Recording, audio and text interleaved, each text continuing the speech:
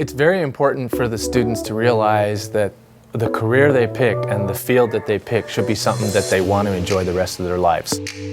There are a lot of opportunities for students to utilize three-dimensional printers in the workplace.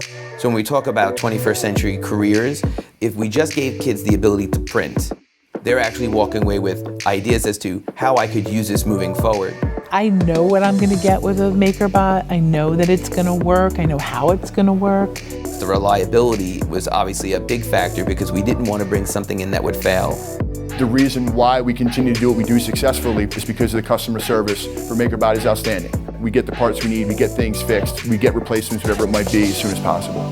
There was no guide when I started, and now that there's this opportunity to see how to use a 3D printer, how to load it, how to clear it, frees you to then focus on the teaching the children how to design. We also have the Thingiverse for Education piece, where now you have these things that have been developed by educators, and so instead of having to search through the whole volume of things, you just boop, you go to that one spot, and there they are. And some, if not all, include lesson plans to go along with it.